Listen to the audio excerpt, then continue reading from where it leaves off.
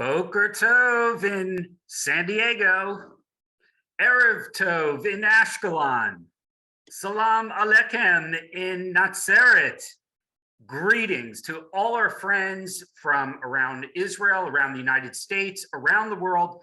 My name's Wayne Firestone. On behalf of the American Israel Friendship League, we are bringing you art. We are bringing you more art from Mishkan Museum by demand. We know you loved last episode. For those of you that got to see this wonderful exhibit and exhibits that are on display, and we gave you a little sneak preview of what you would be seeing today, and here we are.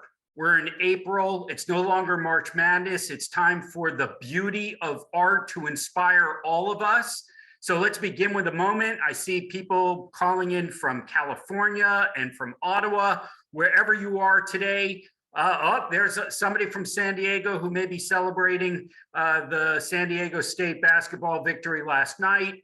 Please tell us, today we're going to talk not about sports, not about anything else other than art and what it can do to inspire. So maybe we could have a community building moment here where you could share in the chat an art exhibit that was transformative for you. Whatever reason that is, whatever kind of art it was, maybe just put a little message in. What was the museum? Where were you? We'd love to hear about it. We'd love to share on our program. And whether it's the galleries in Chelsea in New York, or the galleries in Tel Aviv or some other part of the world where you've been able to experience, please let us know a little bit about the art that has inspired you. For today, there's going to be plenty of art for you to really sort of see, hear about. We have experts, and we really have a special treat. So I'm going to start and turn over to Arit Lev-Segev. She is, of course, the director of Mishkan Museum of Art, and we're going to sort of begin our program really focused on why this exhibit, why this time, why is this so important now that the exhibit we're going to see today is something we're able to share now with the whole world. Good evening or good morning, Wayne. Thank you and the entire AIFL team for inviting us again to share the incredible charm of the Mishkan Museum of Art in Harod. Today, I have the privilege to introduce our must-see exhibition, Spirit of Man, Spirit of Place, artist of Abu-Shakra family in Ein Herod, which includes works by 5 members of one talented and inspirational family from Umm El Fahem: Walid, Said, Asim, Farid, and Karim Abu-Shakra. A one-of-a-kind joint show curated by Dr. Galia Bar-Or and Dr. Housni Shehada was created following in-depth research into this outstanding artistic phenomenon.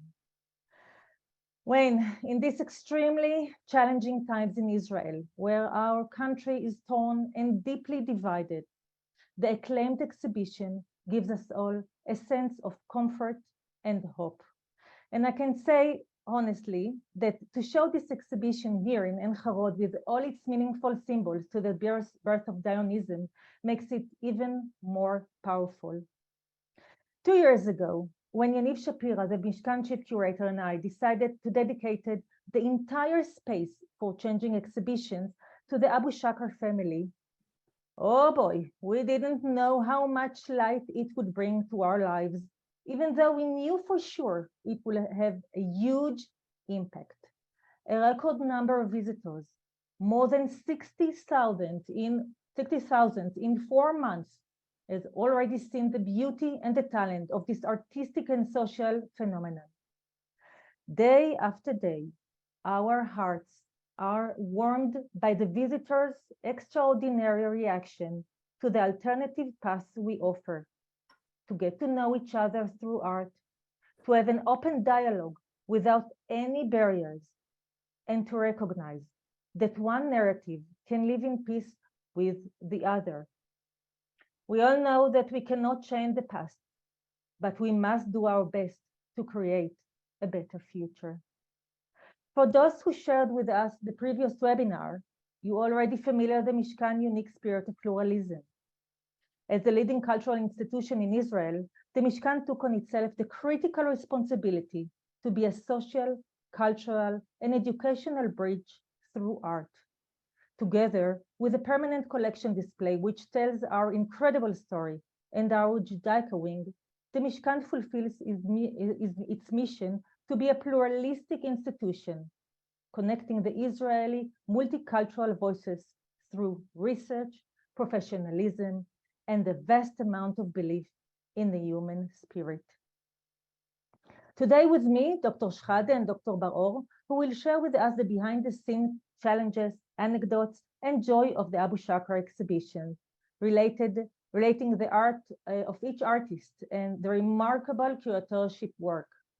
Said Abu-Shakra, the artist, the founder, and the manager of the Umm El Fahem Art Gallery, will join us in a film video with his personal experience and the incredible story of his family. In addition, of course, Tanya Friedman from our educational department will share the inspirational educational activities of bringing hearts together. And the head of our friend association in US, Wendy Cantor, who you soon admire as we do, as she is our ultimate representative, will share the multiple ways to join our family. But first, let us all watch a short video clip about the exhibition.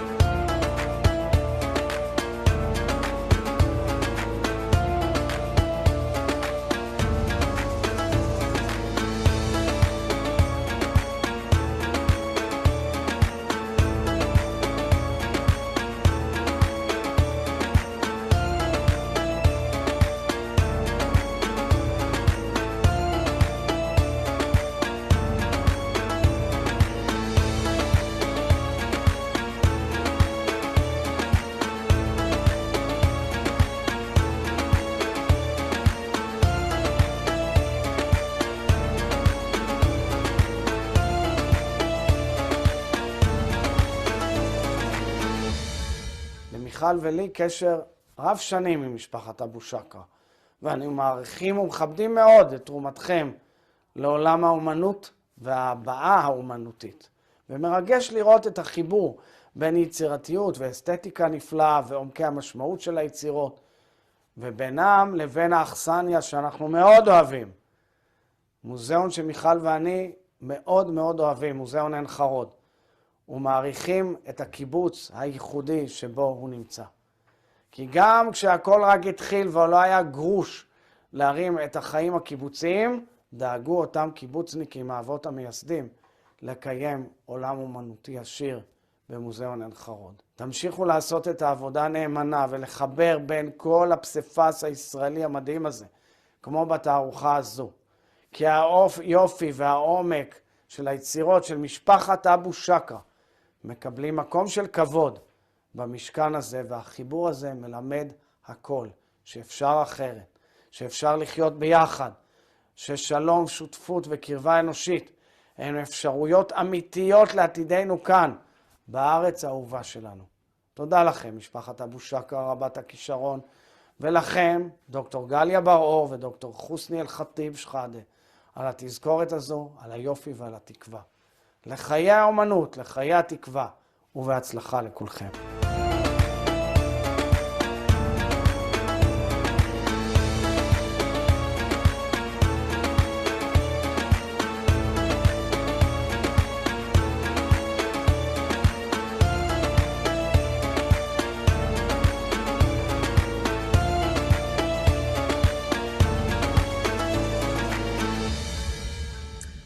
Orit, thank you for bringing us not just the sights and sounds of this exhibit, but also the warm greetings and notes from participants, visitors to the exhibit, as well as the President of Israel, with that wonderful endorsement.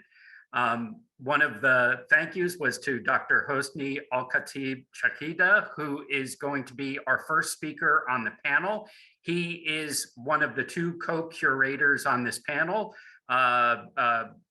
heavyweights in the art world in Israel. You're going to see these two co-curators, both PhDs from Tel Aviv University, and Housni has also been a lecturer at Bezalel Academy of Art in Jerusalem. We're so glad to have you sort of kick this off and tell us about the meaning of having this exhibit now at this time, and indeed with a lot of eyes and attention on what comes to when people come together to see art, how that impacts on their lives. Please.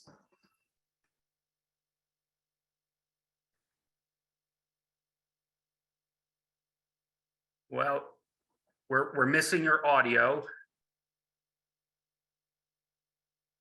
Now it's okay. Perfect. Good evening. Perfect. Yeah, good. Thank you, Wayne. Thank you, everybody. I just say that Ramadan Kareem, this is the first week of Ramadan. So this is the reason that three of the artists, they cannot participate in this wonderful meeting.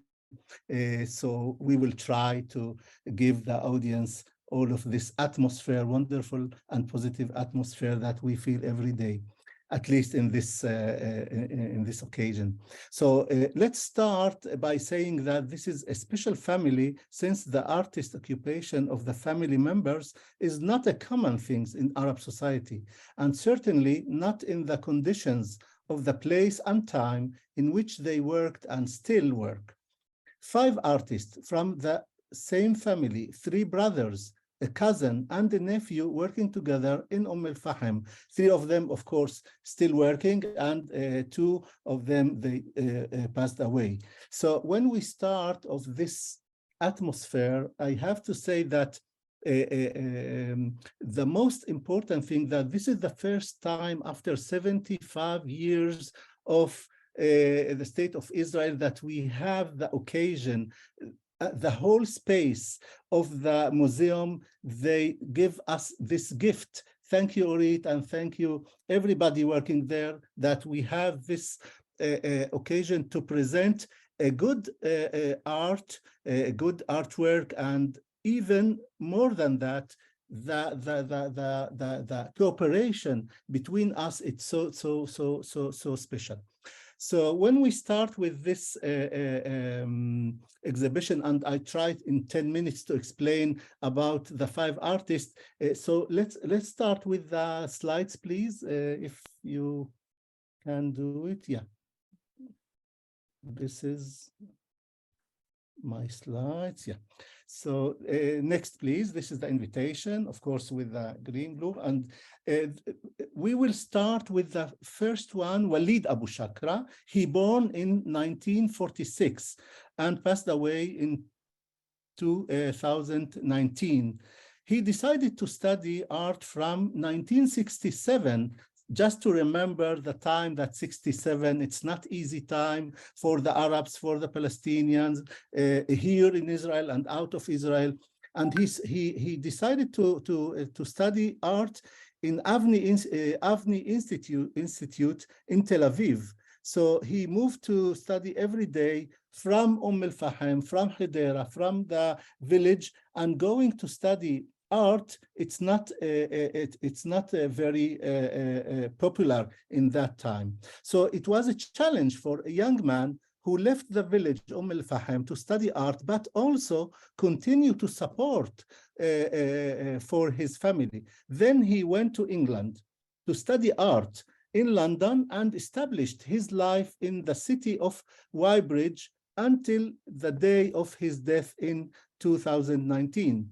So we can see that the occupation of all of these artists that we will talking about them later on in the place and in the context of the place is expressed in the landscape, in the nature, in the memories, in the local culture of El Fahem.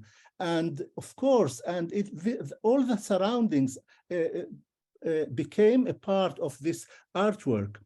But beyond all that, it should perhaps be noted that this is a Palestinian family that went through the 1948 war, including the explosion from their home, from Lajun, when their place of refugee was El Fahem. The sense of belonging to the land and the place is essential, is central, because due to the past of deportation, they fight to be a part of the new place to which they all belong today. So this is, I think, the main point that I want to say here, that all the Arabs, before a few years, nobody can even express that they are a part of Palestinian, Arab Israeli, Arab of 48, all of these titles, it's issue. But we leave this issue now, and we, beyond the politics, of course, each of them, of this artist, manage, they have their own way to express their unique connection to the place and its spirit. And next to the olive trees that we can see, please, next one. Before, the first one that we saw, the first one, with the shape of the geometric. When he started, Walid, to study, we can see from the beginning how he connected the heritage, the Islamic heritage, the geometric compositions, the colors, and later on, he actually start to deal with the nature when he became a part of Sufism, of the mystical tariqa, a mystical group, and later on he became even a leader of this Naqshbandiya. I suppose that Galia, maybe we will explain about this part. But anyway, when we move to the olive trees and the next slides, please, we can see that the olive trees that are uprooted to later on. Yeah, next slides, please. Next. Yeah, and another one. This is a small. Yeah, here. So these trees, olive trees, uprooted to prepare the land for building new houses and erase the landscape. That is a memory of his childhood. Walid tried to keep this memory by his artwork. So this is, of course, the spirit of the place, and the changes and all the memories become a part of his work. Next, please. Now we move to the second artist, Asim Abu-Shakra. He born in 1961 and passed away in 1990. 20 years of passion, of evaluated art that he gave us as a gift. He studied in a Kalisher Art Institute in Tel Aviv between 1982 till 1986, and even taught at the same institute after graduating. His life and artistic activity was very short, as he died at the age, as I said, in 29, after serious illness. His artistic activity was highly appreciated already in his lifetime, and he was among the first Palestinian artists to have an exhibition at the Tel Aviv Museum in 1994, but that was after his death, of course. So Asim also touches the plants of the homeland and takes the Saber symbol, the cactus, as we see here, adopted by the Jews who were born in Israel. We know the expression in Israel, tzabar. So he tried to claim and to explain that we are also, as a Palestinian here, in our homeland. So the homeland, it's not only for just a part of the nation of Israel. So this is, of course, deals a lot in the articles and with beyond the artistic activities. But in later, next, please. Next, please. Yeah, we can see here, before, yeah. Yeah, here we can see in the left side that he used even the word in Arabic calligraphy. It's written here, aswad, aswad, aswadda. That's mean he used the root of black, because he felt in this moment, in this time, very, very sad and with his illness. So we can see in the last 2 years a lot of expression. It's not only the cactus as identity, but the feeling, the nature of his spirit, not belong the place of El Fahem, but belong the whole circumstances of his body. So this is very important to explain in this exhibition, that we try to give the people coming to visit this exhibition to see all the process that every artist has to give us. So we can move now to the next one, Saeed.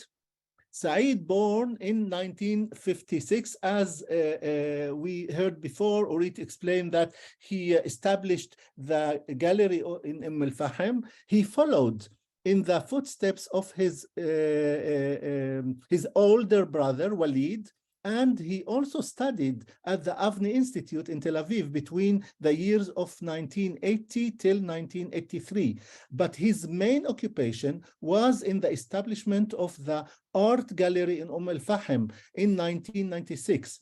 In extensive activity of presenting exhibitions and promoting Palestinian art in Israel, including publishing catalogs, editing research, and art education. And this is not just, if I say that, it's like a combat, it's like a struggle to create this project in Umm El Fahem. Saeed deals here in this exhibition with his memories of wild places and animals like the hyenas that terrorized him as a little boy.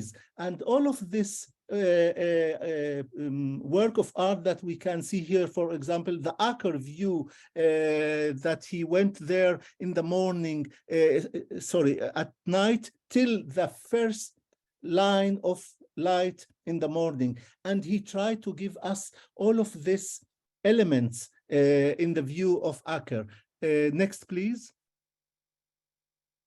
Next slides, yes. And here we can see two different artwork of hyenas, black and white and colored, and we can see that this is really the memories of the child that he heard the voice of hyenas and was very threatened of these animals.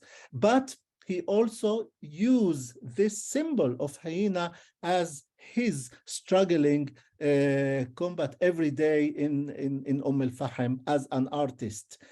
Next, please. Yeah, and we can move now to Farid. Farid with the cats. He born in 1963 in Umm El Fahem, of course. Studied art in a Kalisher Institute, like Asim Abu-Shakra, between 1984 till 1988, and was a partner with his brother Saeed in establishing this important gallery on Umm El Fahem. And in the extensive curation operation he did there. He is a multidisciplinary artist, and he is also involved in art education. Farid deals with the landscape, and including its animals and plants, as we can see here, the cats, black and white, and the ornamental background that he used two different elements in his work here. The Islamic tradition in one point, and of course, the identity and his like self-portrait as a cat. So this is the first one. And next, please. So he used the sophisticated way when he borrowed the image from the stamps. Next, please, next. This is another cat return home. And here we can just enjoy his work in this exhibition, that he tried to use and borrow the images from the stamps issued in Israel over the years. They included Zionist enterprises and directs the viewer to ethnic group that was guaranteed equal rights within the new states. And we are now, in this moment, we are struggling with this issue in Israel every day. So if we can see, next, please.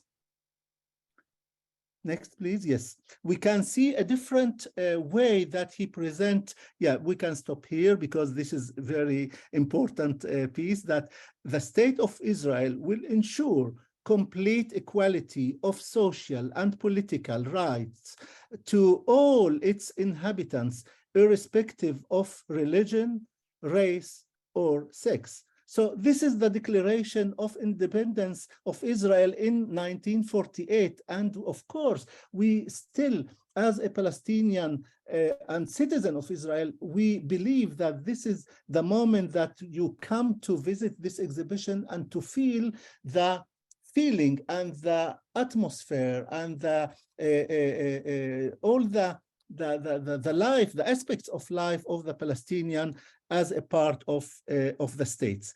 So we can continue to Karim. The next one, please. Next slide. Yeah. When we talking about Karim Abu-Shakra, he is the youngest one, born in 1982. He is the youngest in the group who grew up surrounded by the aura of his uncle Asim, who died in his prime. He mainly studied art independently, and after years of practicing painting and deciphering the secrets of color, he was now succeeded in becoming a valued figure with independent characteristic in the field of painting. The young Karim is also inspired by that nature. We are talking about the nature. The nature, it's not only the nature of Umm El Fahem, the nature in general, which both the childhood, the memories, the landscape, but also the nature that is close to his surroundings when he goes out to explore and paint the vegetation and birds from a point of view of love and admiration. So we can see here a different works of Karim talking even about the problems in the Arab villages, the violence, the feeling how to be a part of not safety in the village. So all of these things we can see underneath of this color. Next, please. Yeah, we can see here a different work of Karim Abu-Shakra that he took the drawing of his young daughter, and he tried to create something new dealing with the childish art. Next, please. So the birds here in his works is like the witness, what's happening in his life, in his society, all the violence, and he cannot change the reality, but he can at least to show us what's feeling of the artist, sensitive artist in this place. Next, please. Yeah, next, please. Now I can, of course, talking about the connections between the artists as they have influence of the auto-portrait, the self-portrait between all of these 5 artists, but we can see in very concise speech here that every artist has his own line, the diversity of the artists, even all of them from the same family, but the diversity, it's very important here to show the unique of everybody. So the last few photos in this presentation, I just to give you, the audience, the atmosphere that we can see in these photos. Please, next. This is the studio of the artist. We leave it now.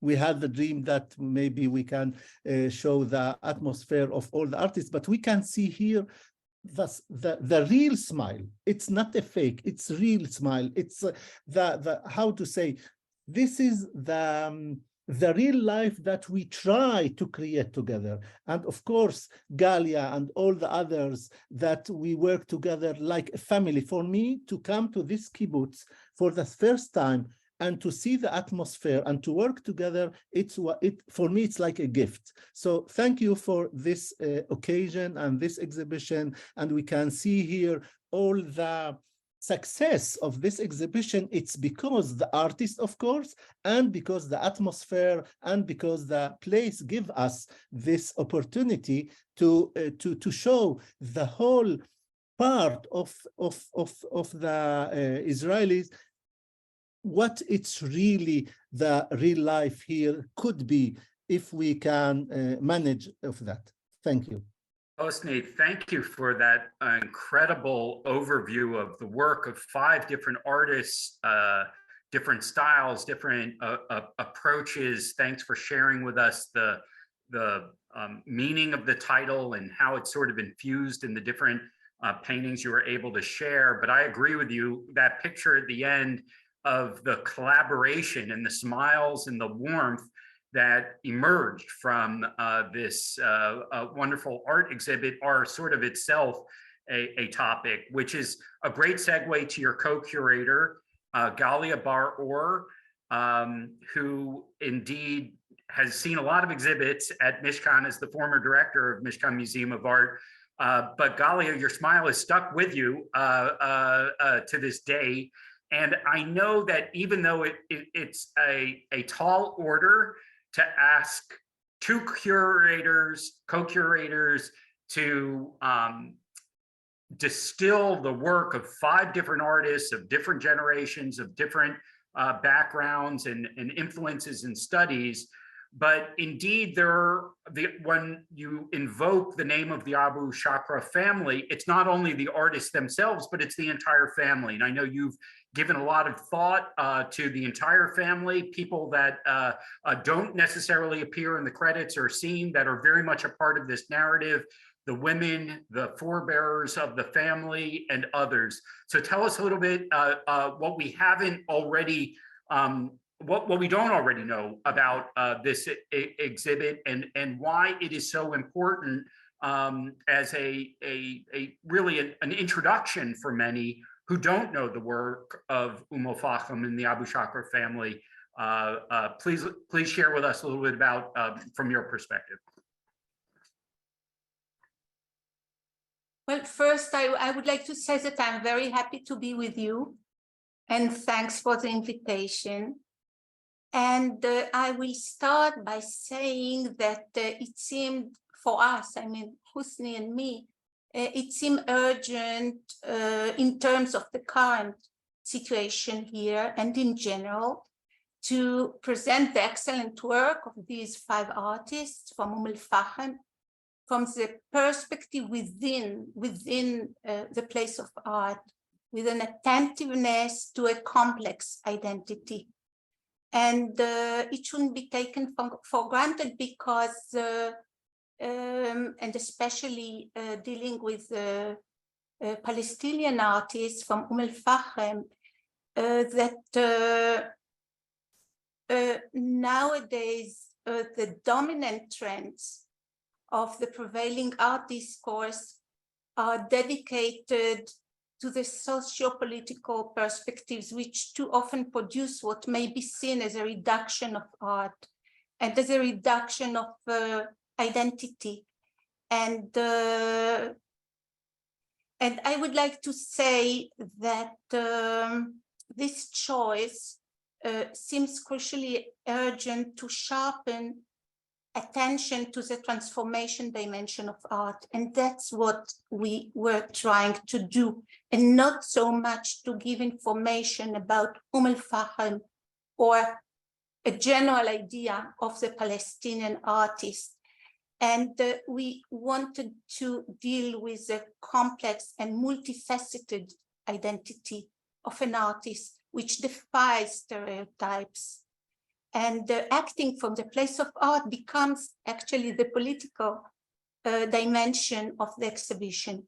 And in this choice, we have all found, as I said, a common language, not only Housni and me, but also all the artists, Said and Farid and Karim. And I think that Walid and Assem, who are no longer with us, would have joined.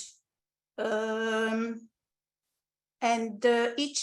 I think each and every one of them sees himself in his artwork, first of all, as an artist who seeks to deepen and develop what art has the power to give, the depth of expression beyond words, which is also reflexive as it echoes the dimension of history, of art and human experiment in body and soul, a human message. That's what the show is delivering, and that's why I think audiences like it so much. And each one of them, as a Palestinian artist, of course, working in Israel, identified with his society and with the pain of his people. And each one of them deals with the reality of conflict, a situation that often, like nowadays, for example, seems to leave no window of hope.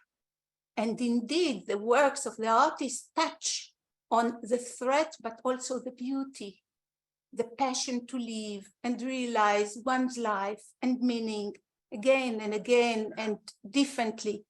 And it is so important that the narratives that appear in the exhibition, in the book, we were working very hard on the book of the exhibition, do not diminish the mystery of and the poetic dimension. And regarding the hanging, as you can see, we didn't work with a designer and acted with the architectural space with minimal intervention, while painting walls give the exhibition an atmosphere of a living space, a different context to the museum, exclusiveness of the white space.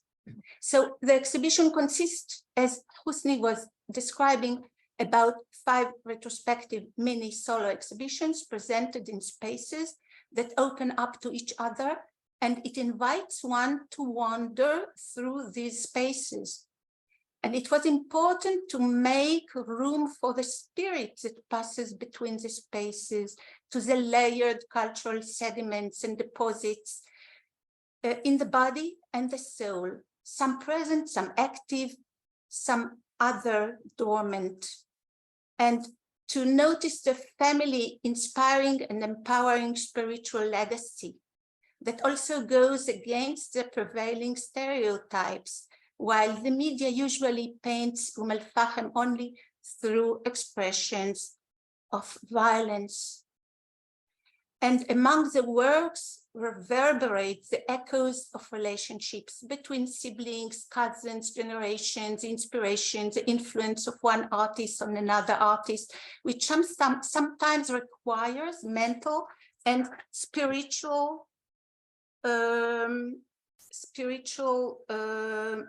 strength to break from, to break away from, to formulate your own way and your unique and personal voice, which is not easy in a family of artists. So finally, it became clear that the exhibition and the book should be constructed as a tapestry interwoven between all the spaces, which only gradually unfold the worlds within worlds it contained in it. But within the tapestry of the exhibition and the book, to give a kind of answer to this enigma, the exceptional phenomenon of the artist of Abu-Shakra family, who has been, as Housni was telling you, they has been working for many, many decades from an environment that doesn't seem to give way to art. So in the exhibition, in the book, the final dialogical context of the family is revealed through, as you said, as you gave in the introduction, the two women, and which were dominant, who were dominant in the family home, from which both men, the grandfather and the father, were absent. And Said in his talk will elaborate a little bit about it. It appears that in the exhibition and the book of 5 men, the gatekeepers are, they are the gatekeepers for the entire exhibitions. And I would say that a rich legacy of imagination and inclusion, compassion and faith in kindness was present at home, attention to the hidden, and a set of values where materiality is not on the top. And the grandmother, Balkis Shehada al-Kelani, the grandmother of Walid, Said, Assem, Farid, and the great-grandmother of Karim, belonged to an important family, important Sufist family of Abd al-Qadir al-Kelani, who was the founder of the first Sufist order, the Tariqa Sufist order. And I thought it would be nice in order to give you a feeling of that dialogical legacy to just read you a few lines of his writings. From the heaven, the rain of blessing descends to the soil, and the soil yields flora. From the heavens, this thing descends to the soil of the hearts, and the hearts quiver and flora bud from every report that descends upon them. Secrets, wisdom, uniqueness, confidence, whispered prayer, the proximity of exalted God. And within it grow deserts and wildernesses, seas, rivers, and mountains. It became a meeting place for humans and demons, airplanes, angels, and ghosts. So I think that kind of, it's not a poem, but I think these words of his somehow, even if not in a conscious way, were part of the way that the grandmother, the mother, that kind of grace in which, well, the airplanes, I believe,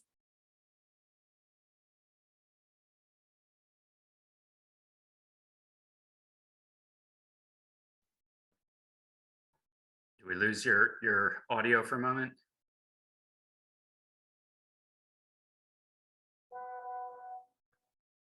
Okay, so let me just take that last reading that you gave, Galia, which I have to tell you, I heard it as a poem, even if it wasn't intended as a poem. The imagery was wonderful and connected me so much to the title of the exhibit about man, spirit, and place. So thank you for sharing that and for sharing about the broader context of the family. I want to make sure we move along because we have some additional pieces, including what Galia mentioned about having some words we're going to share from Saeed Abu-Shakra in a moment. But in the interest of time, because we may not have as much time to dialogue, I really do want to hear from our audience. So maybe in the chat, if everyone could just put an image from what Housni and Galia has shared with us throughout this exhibit. We saw so many different beautiful images and colors and design choices, even in how the exhibit is displayed, because it is still something that you can go see. And for longer, we learned from Orit just before we went on, the exhibit is staying and will continue, will be extended into the summer. So if you're visiting Israel, you certainly want to get there. And Wendy's going to tell you in a moment about an opportunity to do that. But putting, for me, when I saw that, Saeed's picture of Akko in the morning, it almost looked like I was looking through binoculars at that morning vision. And so there's just so much beautiful imagery and animals, the hyenas and cats and other things. But I'd love to hear from the audience, just as we queue up now. We're going to hear directly from one of the artists in the family. And I am going to translate and summarize a little bit because it will be in Hebrew. We've taken out just a couple of short segments that we can fit in time. But as you're listening to it and as you think about the exhibit, the cactus, the hyenas, Deborah writes, ornaments, darkness, go ahead and put some of these images, because I think it will help us share the significance of the artwork and the motifs that the artists indeed are working with. So I want to introduce for you now, and we're going to do this in two short segments, but I want you to hear the voice of Saeed Abu-Shakra. He is celebrating, as you heard from Housni earlier, Ramadan, so he won't be able to be with us in person. I had the opportunity to meet him on one of our earlier planning calls, but I'd love for you all to see him, hear some of his words, and in between I will give some rough translation. Go ahead and cue that up. שלום לכולם, אני סעיד אבו-שקרה, אמן, מנהל ומייסד הגלריה לאומנות אום אל-פחם. אני מתחיל עם הגלריה. אני ייסדתי אותה יחד עם אח שלי פריד בשנת 96. ייסדנו אותה כי זו הייתה למעשה הגלריה הראשונה והיחידה בתוך האוכלוסייה הערבית בישראל. I am Saeed Abu-Shakra, an artist, founder of this gallery, which I founded in El Fahem with my brother in 1996. This was the first gallery for Islamic art in Israel. Second cue. ומאז הגלריה הציגה מאות רבות של אמנים, יהודים, ערבים וגם מחו"ל. בשנת 99 הצגתי תערוכת יחיד של יוקו אונו, אשר הגיעה לאום אל-פחם, עם התערוכה המיוחדת שלה, חלון פתוח, שהמטרה של התערוכה והשם של התערוכה הוא לפתוח דיאלוג בתוך מדינת ישראל בין האוכלוסייה הערבית והיהודית בתוך המדינה. ומאז הגלריה רשמה לעצמה מטרה מאוד חשובה. הגלריה תהיה במה רב-תרבותית רחבה בתוך מדינת ישראל ומחוצה לה, בין יהודים וערבים ונוצרים, בין שלל ושאר התרבויות בתוך המדינה. וזה מתקיים. זה דיאלוג שוויוני, איכותי ומאוד מעניין, שנמשך מאז עד היום, והוא יימשך גם בעתיד, למרות הקושי בתוך המדינה. עוברים בימים האלה ימים מאוד לא קלים על מדינת ישראל. ערבים ויהודים חווים את הניתוק ואת השבר ואת היחסים המאוד קשים בין ערבים ליהודים, בין יהודים ליהודים, בין מזרח למערב, בין דתי ללא דתי. ולכן הגלריה היום חשיבותה היא להחזיק מעמד, ולהמשיך לנהל את הדיאלוג, ולהמשיך להיות נקודת מבט ונקודת משיכה לכל מי שמחפש נקודת אור בתוך החשיכה הזו. נמשיך לעבוד, נמשיך לעמוד על הרגליים האחוריות שלנו, למרות הכל. אנחנו נמשיך להיות כאלה שהמשיכו להחזיק מעמד כדי להחזיק את התקווה עד שיהיה יותר טוב בתוך המדינה. ויהיה יותר טוב, אני מאמין שיהיה יותר טוב. אני אמן, מגיע משפחה של אמנים, שהוביל את המשפחה הזו, אח שלי וליד. אבל לפניו הייתה אמא שלי. אמא שלי עברה בחיים שלה את We've exhibited hundreds of exhibits of many artists. In 1999, we presented an exhibit of Yoko Ono, Open Window, which purpose was to open a dialogue between the Palestinians and Jewish people in Israel. Since then, the gallery has had an important role to provide a broad cultural stage in Israel for all cultures, Jews, Muslims, Christians, and other cultures in the country. This is an open and equal dialogue that continues since then, despite the difficulties. We are experiencing difficult times in the country. Arabs and Jews are experiencing the breakdown in communications and the difficult relations between Arabs and Jews, between Jews and Jews, East and West, religious and secular. That is why the importance of the gallery today is to survive and continue the dialogue for anyone looking for some light and continue to be hopeful until we get to better times, and we will have better times. I come from a family of artists. My mother passed the unimaginable. As a child, she lost all her siblings. She was married by her father at the age of 11, so as to remove her from her stepmother. At 12, she had her first daughter who died when she was 3 months old. So at the age of 12, my mother went to the cemetery to the gravesite of her baby daughter. She then had 7 children. Under her inspiration and prodding, despite the poverty in the household and my patriarchal father, she converted the suffering to positive energy with much hope. I'm going to add now, just in summary, a few additional sentences. My brother learned art while he provided home care to an elderly Jewish couple in Hadera, Holocaust survivors. The exhibit in Ein Herod was my idea, an exhibit of the Abu-Shakra family. This exhibit required much dedication, strength, and courage to give a Palestinian family access to all of the museum spaces in the first kibbutz in Israel, Ein Herod. Thousands of people have arrived to see the exhibits and to manage dialogue and conversations. And they have indeed, and they continue to come. And one of the people who greets them and makes sure that their experience is contextualized and given a orientation and education is our next speaker, Tanya Friedman, who is a magician of her own in the art field in terms of sharing and creating age-appropriate and cultural appropriate experiences with the many different communities that visit the museum. Tanya, I'm sure this exhibit both had unique challenges to it, but also unique opportunities to it. Please tell us a little bit, and I know we've had to shorten this, but it's really valuable to understand the intention with which the museum approaches the educational moments of the exhibits that you bring there. Absolutely. Thank you, Wayne. Absolutely.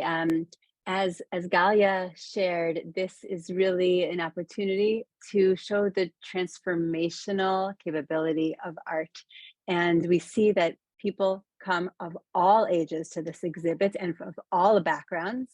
And it's really an opportunity for us to allow them to encounter the artwork, as Galia shared so beautifully, in its purest sense, to relate to the humanity in it and to relate to one another. It's an incredible opportunity. So I'll ask you all just for a minute there, if you're finishing up lunch, if you're in the States, or you're having dinner, if you're in Israel, just take a breath with me. Because that is what this exhibition is. And this is how we start our programs for children of all different ages, preschool up to high school here at the museum. You can see in this image here, we have 5th graders who are standing on the plaza of the museum. They're looking out over the Gilboa Mountains. These are local children, Arab and Jewish. We live, as you know, we live together here in this very small country, very close to one another, all different streams of Israeli society. We have Arab, we have Jewish, we have Palestinian, we have religious, we have secular, we have so many different demographics. And in many ways, if you look on the news today, you see we seem very divided, but we're living so close to one another. We're often shopping at the same grocery stores without opportunities for meaningful interaction. And this exhibition has given us the opportunity to have those meaningful interactions. So the children come, they meet one another at the museum, they take a breath, and they enter into a pluralistic space where they can encounter themselves. We encourage these types of slow interactions with themselves. You can see here they're covering their eyes. They're thinking about how they feel. They're just sensing how they feel in this beautiful exhibition of Said. And once they kind of connect with themselves and their feelings, they're able to connect with one another. Now, as you said, Wayne, there are many challenges. It's not simple. It's not easy. They often come with a lot of baggage from everything from home, from the outside world, of what they maybe should fear or expect from one another. But slowly over time, we see that kind of melt away.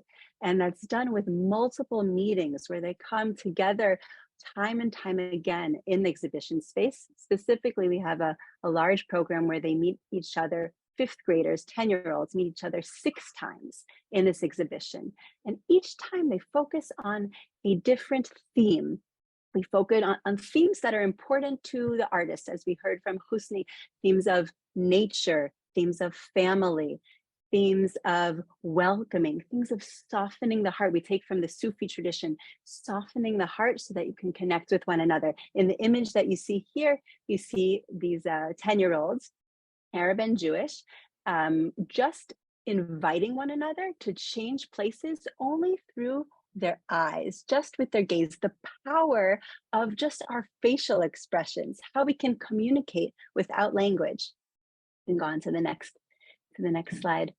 All of the programs that we do here for the Arab and Jewish students together, at least up until a certain age, are not based on any kind of verbal communication because they don't necessarily speak the same language. They speak Hebrew, they speak Arabic, and so that everything has to be done through pantomime. You can see here through the body, through art. You can go to the next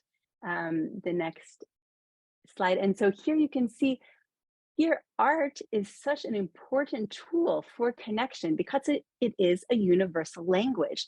Every child here can look at these portraits of Karim Abu-Shakra and they can experience it in their own way, and it can make them feel something, and then they can draw what they're feeling and they can share through their drawing with one another in a way that would be impossible with spoken language.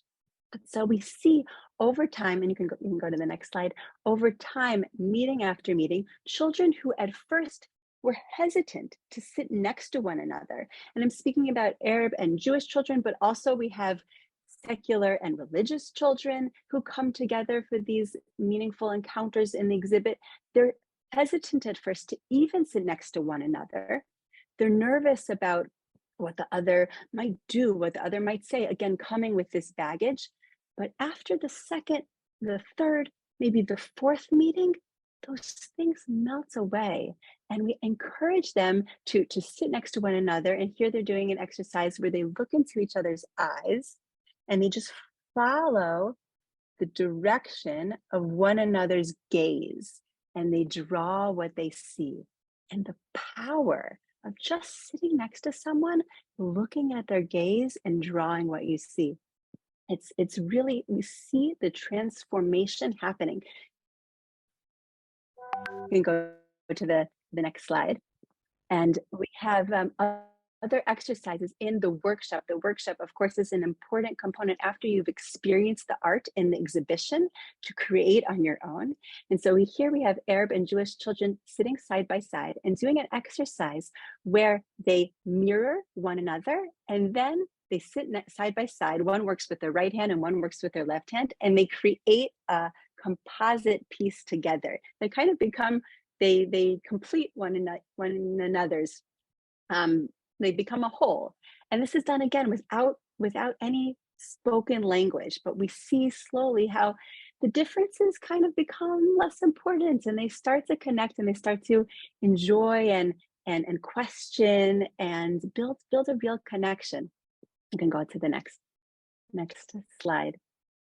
Okay, so here you have just an example of one artwork. This is, at first it looks like one piece drawn by one student, but after experiencing the exhibition, we gave them an opportunity to create half of an artwork and then to share it with someone who was from a different culture, and the other would complete it. So here you had two boys who created a soccer field. And so soccer for them was the common thing that they recognized. They both love soccer, and they were able to kind of unite over this shared love that they found, fifth graders. You can go to the next one, where we can see here just other examples of the shared artwork that the students created together here. Half created by a Jewish student, half created by an Arab student, communicating again without that spoken language, but through the artwork inspired. You saw, I think, Asim's cactuses there, inspired by the exhibition. And then at the end, they gave, they kind of gifted the artwork one to the other. So I think Galia also mentioned the ripple effect, the kind of impact that this has. And of course, we saw how Walid, the first Abu-Shakra artist, and had this ripple effect on the family, which then with creation of the gallery and has a ripple effect on the society and on the country. And here too, we see how the children coming together and putting a human face to someone who they may only have thought of as other and different is able to have a ripple effect impact on themselves, their communities, and we really believe eventually on the whole society. Tanya, lots of wows and expressions of appreciation for the educational activities at the museum, and in particular in this exhibit, arts education in general, but in this case, an exhibit that really is speaking to building bridges in different communities. I wish I could be there on the floor with some pastels in one of the art classes that you're doing. Wendy Cantor, I'm going to pass the baton to your colleague in the United States now. We've got about enough time for an elevator pitch about how all the people who are excited can connect up with the museum and maybe go sit on the floor and do one of those art classes with Tanya as well. Tell us about it. Thank you very much, Wayne. Dear friends, the Mishkan Museum is the Meko Museum. Why is this museum different from all other museums? So you did hear that that art is proven to be one of the most powerful tools in creating social change, breaking barriers. We welcome the people on this call to share with us this cultural scene. Join us in Israel, April 30th to May 6th, for a privileged behind-the-scenes experience.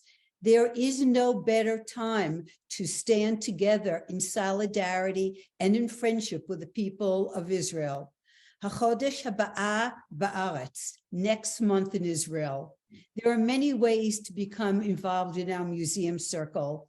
You have my contact information. Of course, making a donation, supporting our initiatives would be the ultimate gift in friendship. But welcoming you through our doors, becoming part of our Mishkan family is how we welcome you. Thank you very much. Our doors are open to you.